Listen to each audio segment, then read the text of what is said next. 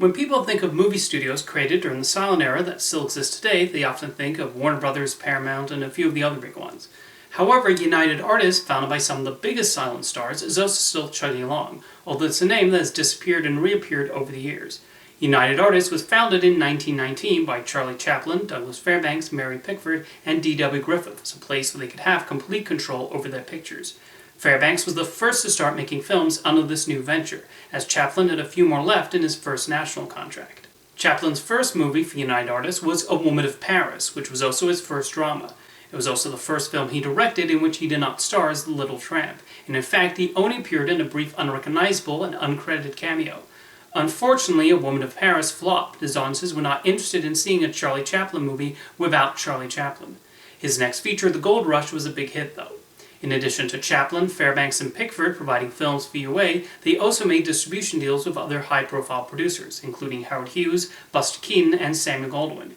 UA even handled the release of Walt Disney's animated shorts for a few years, and was a distributor for 20th Century, before that company merged with Fox to become 20th Century Fox.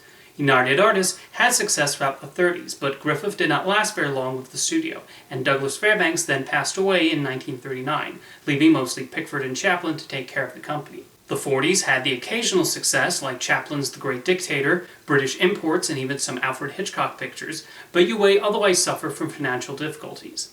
In 1951, Chaplin and Pickford handed control of the company to Arthur Krim and Robert Benjamin, who offered to turn UA's fortunes around. Their strategy primarily involved picking up independent films of reasonable budgets with the hopes of generating a decent profit. This plan succeeded quite well.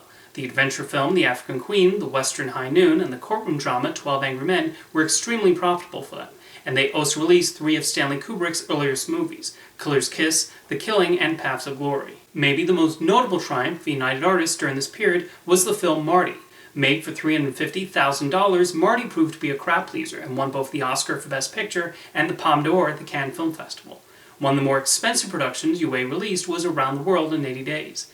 That became one of the biggest hits of 1956 and also won Best Picture at the Academy Awards. The 60s marked several notable events for United Artists. One of them was making a deal with producers Albert Broccoli and Harry Saltzman to release Dr. No, a spy film based on a book by Ian Fleming and starring the character James Bond. UA provided $1 million for the production, which became a big success and launched a lucrative series for the studio, one that continues to this day. They also released the Blake Edwards comedy The Pink Panther, which spawned not only a film franchise about the cases of the bumbling Inspector Clouseau, but also a popular series of animated shorts centered on the feline from the opening credits. UA signed a deal with the Beatles to release movies starring Paul, John, George, and Ringo. The first, A Hard Day's Night, was a big hit and was then followed by Help, Yellow Submarine, and Let It Be. The studio's ability at distributing critically acclaimed films led to them winning an impressive 5 Best Picture Oscars that decade for The Apartment, West Side Story, Tom Jones, In the Heat of the Night, and Midnight Cowboy. They just had a knack for acquiring projects that really spoke to the mood at the time and what people were looking for in movies. In 1967, Transamerica Corporation purchased United Artists, largely thanks to the studio's recent success. Entering the 70s, one of their biggest partnerships was with Woody Allen, who directed a number of hit comedies and a few acclaimed dramas for UA. They also released the controversial Last Tango in Paris, whose box office was likely helped by the outrage over its much-discussed content, and Fiddler on the Roof, the hit film adaptation of the successful stage musical. They also took a chance on a boxing picture called Rocky, written by a then-unknown actor named Sylvester Stallone. UA did want to replace him with a more established name, but the producers fought to keep Stallone in the lead role. Rocky would be a huge crowd pleaser and made several times its $960,000 budget at the box office. It also spawned several sequels. With the distribution of One Flew Over the Cuckoo's Nest, Rocky, and Annie Hall, United Artists even became the first studio to win Best Picture 3 years in a row. They were on top of the world, but a number of dramatic changes came their way. There was conflict between the higher-ups at United Artists and Transamerica, which led to Arthur Krim, Robert Benjamin, and President Eric Pleskow leaving UA in 1978 and starting a new film distribution company, Orion Pictures, with 2 other executives, William Bernstein and Mike Medavoy, following after them. They were considered among the smartest studio executives in Hollywood, so this was largely seen as a major loss. Following the success of The Deer Hunter, the new bosses at UA decided to give director Michael Cimino complete creative control on his next project. This resulted in Heaven's Gate, which went wildly over budget thanks to Cimino's perfectionist tendencies. The initial screening was a disaster, which led UA to withdraw the film and have Cimino make a new edit, which only made things worse.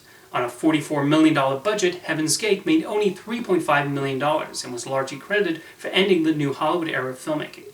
The film was also blamed for Transamerica deciding to sell the studio to MGM, but they were already considering leaving the entertainment industry anyway.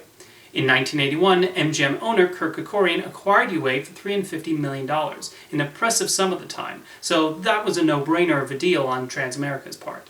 The studios were then merged, although a few years later Ted Turner decided to buy MGM. For a brief period, United Artists was a separate company again, until Turner sold MGM back to Kerkorian and kept that back catalog.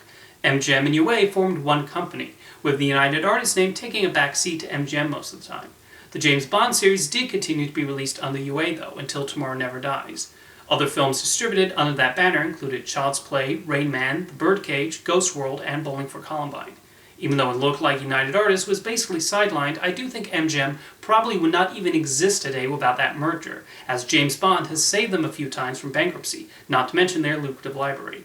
After Tom Cruise's relationship with Paramount soured, he and his producing partner, Paula Wagner, decided to take over United Artists and bring it back to its former glory. However, this only resulted in 2 films, Lines for Lambs and Valkyrie. Cruise and Wagner had even already left UA before the latter movie was released. For a while it seemed like Hot Tub Time Machine would be the final film released under the United Artists name.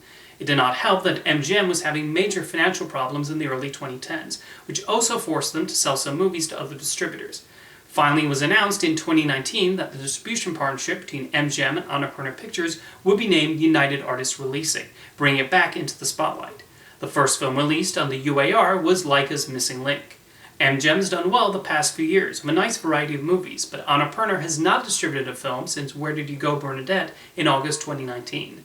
Leo the Lion has been the studio doing most of the heavy lifting to keep United Artists alive. Of course, MGM was recently acquired by Amazon, so we'll see how that affects it in the future. Despite a difficult history with a lot of ups and downs, United Artists is an important part of Hollywood's legacy, and while it is not quite what Chaplin, Fairbanks, Pickford, and Griffith imagined when they founded it, the place certainly has plenty of classics and renowned franchises to be proud of. See you next time.